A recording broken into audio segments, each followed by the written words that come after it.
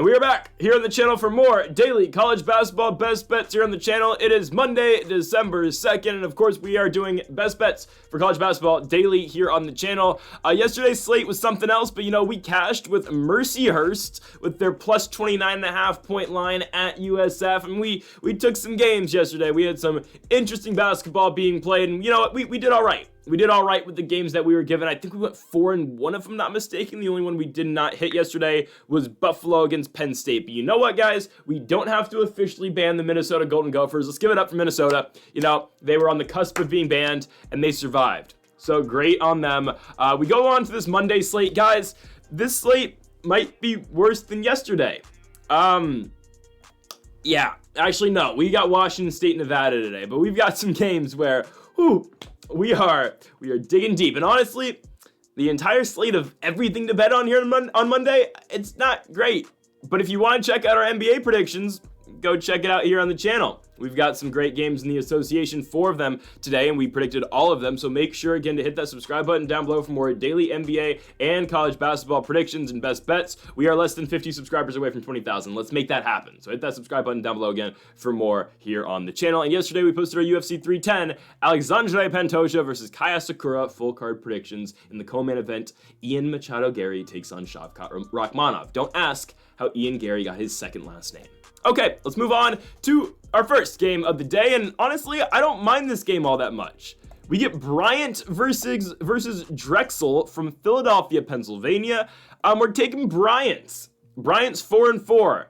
Out of the American East Conference this season, not one of the most prestigious conferences here in college basketball, but for Bryant, 4-4 this season, victories over Dean, Buffalo by 23 points, who, Penn State beat them by 30, but, Bryant beat them by 23. A 1-point victory over Delaware on the road, and then a win over Tennessee State where they won the game 97-85. Their losses, they have lost 3 of 4. Stonehill by 1 point. The Bonnies over there at St. Bonaventure, 85-70. And then a loss at Chattanooga in their last game, 84-76. I like Bryant in this spot, though. They get the 5-3 Drexel Dragons. And who has Drexel beat this season? Colgate, Fairfield, Fordham, Chicago State by 12 points. Guys, if you're only beating Chicago State by 12 points, something's wrong. Chicago State and Mississippi Valley State are the 2 worst teams in college basketball. And I think Chicago State's game against Drexel is their closest all season long. No, they only lost to Loyola Chicago by 7 points. Regardless, though, if you're not blowing out Chicago State, guys, something's wrong. That's all I'm going to say. Something's wrong if you're not blowing them out. Now you get Drexel and Bryant. Now the game is at Drexel, I get it. Their leading scorer is Kobe McGee, who's averaging 16.5 points a game. McGee put up 23 in their victory over Chicago State in their last one. For the Bryant Bulldogs, though, again, a team coming off that Chattanooga loss, but I would say they have the best scorer on the court, and Raphael Pinzon, who's averaging 17.5 points a game. He is their guard. They've got Earl Timberlake as well, who's going to give you 13 a night, along with Barry Evans, but we like Pinzon, their 6'6 senior guard from Puerto Rico. He's a former St. John's product, transferred to Bryant last season. This is his second year again with the Bulldogs. I think Bryant's got better scores. And I'm not going to lie, I don't want to pick Drexel because of the Chicago State game. Beating Chicago State by 12 points, that's just not good. That just proves to me you're not a good team. Their losses, Temple by 8 points, LaSalle by 3 points, and Purdue-Fort Wayne by 6 points. I'm not impressed with Drexel. Again, McGee is by far their best guy. He's averaging 16.5. But other than Kobe McGee, you get Yame Butler, who's averaging 12.5. Cole Hargrove, who's averaging 11.5. I don't know. I like Bryant more in this basketball game. We do get the Bulldogs in this one at plus money, and we're going to take that plus money. I don't know. It's going to be, again, this is going to be Raphael Pinzon and Kobe McGee. They're basically, honestly, the same player, kind of. McGee's 6'6". He's a junior. Pinzon's 6'6". He's from Puerto Rico. They both play the 2 guard. You're going to see, again, kind of the same stuff out of both of these guys. I would say Pinzon so far has had a better year shooting the 3. But I don't know. I like Bryant to win this basketball game. I think, again, we like to do this a lot. We like to, buy in on teams on the road here because we think Bryant's the better basketball team. The only reason Drexel's favored is because the game is in Drexel. So give me Bryant to win the basketball game on the road here in Philly. Plus 110, we like the odds on, we like the value on that. Next up, we go on to our next one. Again, we have to dig deep for these games. I'm not going to lie to you. Loyola, Maryland, on the road at Coppin State. We are going against the 0-8 Coppin State Eagles. Because this team doesn't play competitive basketball. Loyola, Maryland, 3-3 out of the Patriot League. They've beat the New Jersey Institute of Technology by 18 points earlier this season, and that's their only big victory all year long. Everything else, they beat, what's the school called? They won the game by 41 points. Lancaster Bible College. I'm sorry, I don't know where that is. If I had to guess, let's see. If I had to guess, Massachusetts, Pennsylvania. Oh, it's in Lancaster, Pennsylvania. Makes sense. And their other win is over VMI, the Virginia Military Institute, if I'm not mistaken, the Cadets. They beat them in their last game by 3 points. Okay. Yeah, Loyola, Maryland doesn't blow anybody out. But guys, Coppin State's 0-8. Now, I don't think they're Chicago State bad, but they're 0-8. And now, Chicago State does play today, I think, right? They play on the road at St. Thomas, Minnesota. They are 18.5-point dogs. No, Chicago State will not be featured in this video. But Coppin State, guys, they're horrible. I get it. They've played a lot of bye games this season. If you don't know what a bye game is when you go on the road, it's the same thing when, like, I don't know, Kent State goes to Rocky Top to play Tennessee. I mean, obviously, again, it's a money game for these guys. And that's what it is for Coppin State when they go to George Mason, when they go to St. Joseph's, when they go to Miami, when they go to Virginia, when they go to Wake Forest, hell, when they go to High Point. That's what it is for Coppin State. They play in the MEAC, which is one of the worst conferences in all of college basketball. Norfolk State, shout out to our guys, picking up the win for us and covering for us yesterday. Again, I told you on Norfolk yesterday, big 4-in-1 day for us. But guys, Coppin State's horrible. Maryland Eastern Shore is horrible. NC Central's not very good. Howard is, Delaware State, not great. Morgan State, South Carolina State, not great. Norfolk State, again, is by far the best team in that conference. The MEAC is absolutely atrocious. And I'm taking Loyola, Maryland to win the basketball game. They are only getting 5.5 points against this Coppin State team who is 0-8. They are atrocious. They have not won a basketball game. Their leading scorer is Julius Elbray III. And guys, this guy's averaging 8 points a game from Washington, D.C. He was an Eastern Michigan product last season. Yeah, give me the Loyola, Maryland Greyhounds and Milos Ilic, who is their leading scorer with 14.5 points a game. The Serbian senior playing his third year here with the Loyola Maryland Greyhounds. Yeah, give me Loyola Maryland to go on the road and cover here fairly easily. 5.5 doesn't feel like enough. Give me Loyola Maryland to go on the road and cover the spread. Next up, we go on to the MAC, or at least we got some MACtion here. We've got the Miami of Ohio Redhawks taking on the Air Force Falcons here from Oxford, Ohio. We are siding with Miami of Ohio to cover the 6.5 points in this basketball game. Just because Air Force is really bad. I've watched Air Force a couple times this season. We did feature Air Force a little bit earlier on in the year, and there's a reason, again, Jacksonville State's banned here on the channel. There's a reason we never will pick Jacksonville State ever again. It's because they lost the Air Force. Okay, they shot horribly in that game. I can't get that. It's just, that game's horrible. But the thing is, okay, I watched Air Force beat Jacksonville State. I put a little bit of trust in Air Force. I picked them to beat Long Island. They lost at home. I picked them as 8.5-point favorites. They lost at home by 9 points to Long Island. And they've been horrible since, which, again, goes back to my point. How bad is Jacksonville State? The Gamecocks, man. Air Force lost to Belmont. They lose to Cal Berkeley. They beat Mercyhurst, which everyone does. But hell, Mercyhurst was closer to USF than they were Air Force. Who told you that was going to happen yesterday? 29.5-point dogs lose the game by 28. We cash. Just saying. Air Force just lost to Sac State, the future Pac-12 school. Is that actually happening? I don't know if it is. They lost to Sac State by 2 points at home, and they just lost to Wright State by 13 points. Wright State was a team that I watched last year in person. They actually weren't that bad. They stayed in it at Assembly Hall last year when they played Indiana. Indiana, though, we don't trust them to beat anybody in basketball. Football, the Hoosiers going all the way. Basketball, Give me Miami of Ohio. This is the way better basketball team. They're at home. It's in Oxford. Air Force has to go cross country, and we've seen Miami of Ohio beat teams before and beat them by more than 6.5 points. App State, they beat them by 14. They beat Maryland Eastern, which is not a good team, but they beat them by 18 points. They beat Siena by 12 points. They just beat Mercer by 3, whatever. Miami of Ohio is, getting amped up for their game in Bloomington in a couple days later this week. It's going to be one hell of a ball game. I don't think they'll, be too competitive, but maybe we'll pick it. Cam Kraft, by far the best guy on this Miami of Ohio team. He's averaging 16.5 so far this season. He's a former Xavier guy. It's a sophomore year here at Miami of Ohio. I wonder where he's going to end up this year, after this year, because for a damn fact he's hitting the portal. That's just how college basketball works, guys.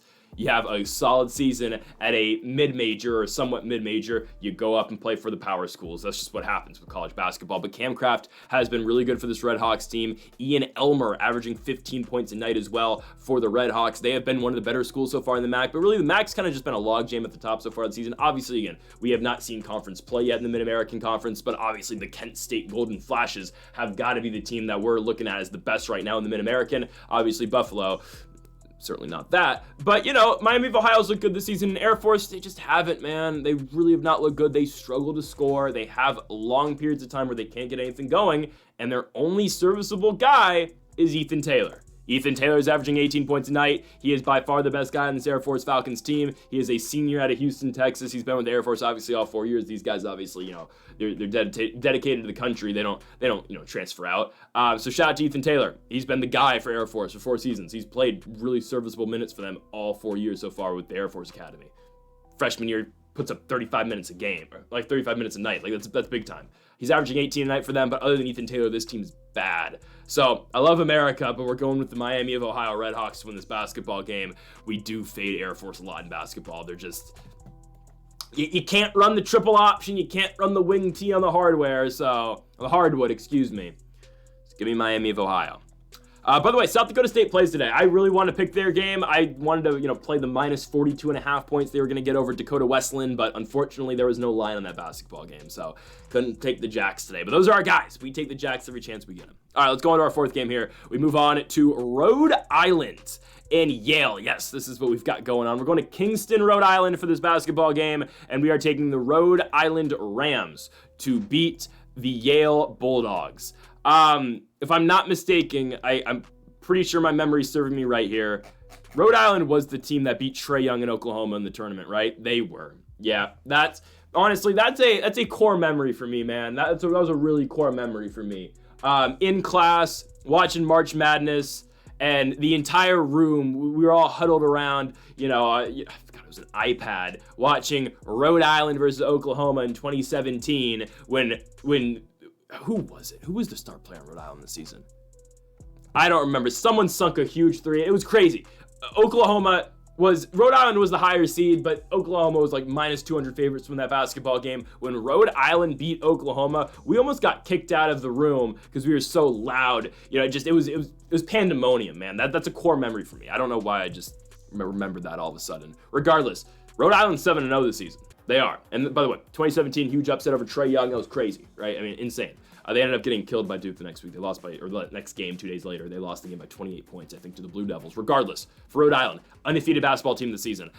They might be a little bit fraudulent. They played a really weak schedule. Fairfield, Holy Cross, Franklin Pierce, Lafayette, Charleston. They beat Detroit Mercy by 6 points. And UT Arlington by 5. Oh, yeah, it's not great. Yale, it's not like Yale's been impressive, though, but this might be a trap, guys. I'm not going to lie. I don't know. Well, common opponents. They both play Fairfield. Rhode Island beat Fairfield by 38 points, and Yale beat Fairfield by 35 points. So really not much to put there. Yale, they can score. They lost to Minnesota by 3 points, which again, good for Minnesota. Again, they weren't putting up with the disrespect on the line that they got against Bethune-Cookman, who Bethune-Cookman almost covered the line last night. But Minnesota, regardless of them covering for us against Bethune-Cookman, that's not a good school. Minnesota, they're not good this season at basketball, but they are not officially banned yet. But trust me, we are going to be, betting against the Golden Gophers a lot once we get to Big Ten play. Trust me on that. They will be, them in Indiana, it's going to be fade central against those two squads. For Rhode Island, though, a 4-4 team this year, Yale, a 4-4 team out the Ivy League, obviously, a win over Quinnipiac, their first game, lost to UIC, lost to Purdue, beat Emerson. Lost to Minnesota in a low-scoring game like every Minnesota game is. Beat Stony Brook on the road, beat Fairfield, and then lost to Delaware. Again, I just feel like Rhode Island, with this game being at home, they're riding this wave of success. David Green's averaging 16 points a night. Sebastian Thomas is averaging 16 points a night. Jaden House, Javante Brown are both giving them 13 and 12 respectively as well, along with Jamarcus Lawrence, who's giving Rhode Island 12 points a game. They have too many scores. Too many scores for Yale to keep up with. Guys, Rhode Island, their lowest scoring game all season long was the worst game they played all season on Wednesday against Detroit Mercy, where they only put up 81, but also gave up 75 points. My reasoning for picking Rhode Island, and the reason why I'm going with the Rams, I don't think Yale's able to keep up. Simply put, I don't think Yale's able to keep up with Rhode Island in this game. Yale's got John Pulakidis. Probably butchering that. He's by far their best guy. The senior at Naperville, Illinois, averaging 20.5 points a game so far this season. He's been at Yale, obviously, all 4 years, like the Air Force. Why would you leave Yale, right? Why would you leave Yale? I think Rhode Island's the better basketball team, though. Once again, you get rid of John, and once you go past him, Rhode Island's got the way better starting lineup. They've got way more guys who can attack you, and they've got so many more guys, again, who can score. The all-around better team is Rhode Island. There's a reason Rhode Island's 7-0. They find ways to win basketball games. And really, we're not pressed with taking that big of a spread in this game. It's only 3.5. Like, not that much needs to go our way for Rhode Island to cover here. And ultimately, that's why we're taking the Rams in this basketball game. Give me Rhode Island to take care of business at home in Kingston. They will beat the Yale Bulldogs. They go to 8-0, will Rhode Island, and they will cover the 3.5-point spread. Let's move on to our final game of the night. It's the nightcap. We go to Reno, Nevada. We go to UNR. We've got Nevada taking on Wazoo, Washington State. I think 11.5 points is too much. I think it is. Washington State has only not covered that once this season. It was their last game where they lost to Southern Methodist. Okay, they lost the game by 17 points. It is what it is. I think Wazoo's too good to not cover this line. I get it. Nevada's playing great basketball this season. They are. They beat Oklahoma State by 12 points. But guys, Oklahoma State has been laying a massive egg recently. Just the FAU game, the Nevada game. They don't play again until they play Wednesday against Tulsa. Okay. Oh, and then they play Seton Hall. Guys, Seton Hall is so bad. It's crazy how bad Seton Hall is right now. Regardless, Nevada, again, looked good in the OK State game. They beat up on VCU, but they only beat VCU by 3. Lost to Vandy. Beat up on Santa Clara. It's a roller coaster with the Santa Clara Broncos this season. I don't understand them sometimes. I haven't been to a Santa Clara basketball game in a minute.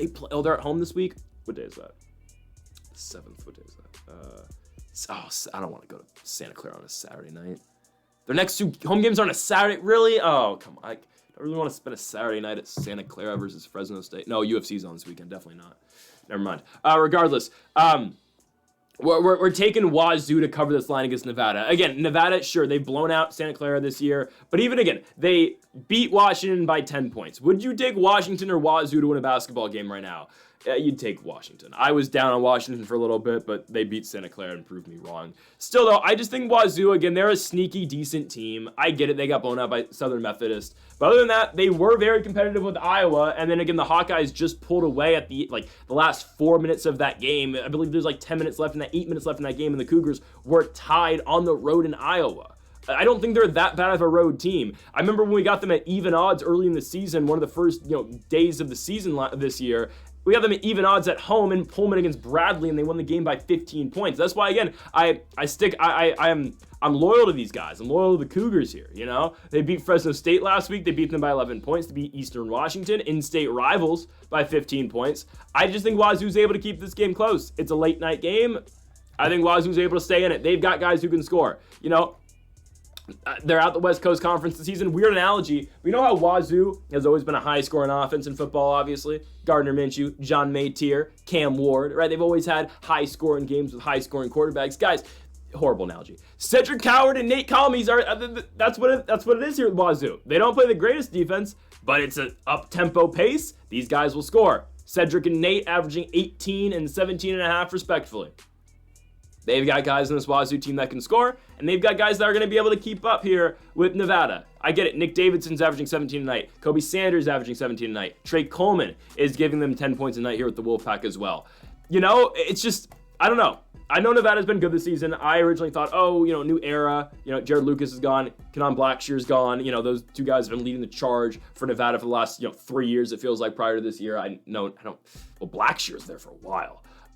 Regardless, Nevada's done a good job, again, without these guys in the lineup, but still, I think Wazoo's able to keep it competitive. I like the high scoring out of Washington State. I think Nevada wins the game, but I just think Wazoo's going to be able to keep up. And that's the difference between Nevada playing a team like OK State or a team like Santa Clara. Some nights Santa Clara doesn't show up. Wazoo, for the most part, other than that one game we saw them against Southern Methodist, they've been able to stay in basketball games. That's why I'm taking the Washington State Cougars to remain competitive with the Nevada Wolfpack. I think they will cover the 11.5 points we get in this basketball game, but yes, ultimately, ultimately we are taking, or we expect, the minus 700 favorites here from Reno, the Nevada Wolfpack, to win the basketball game. But again, give me Wazoo to cover the 11.5 points. And folks, that'll do it for our 5 best bets here for college basketball on December 2nd. If you have not yet, make sure to hit that subscribe button down below for more. Make sure to leave a like if you did enjoy the video. Make sure to comment if you do disagree with any of the picks. We'll be back tomorrow again for more daily college basketball best bets. Folks, thank y'all for watching, and Mamba forever.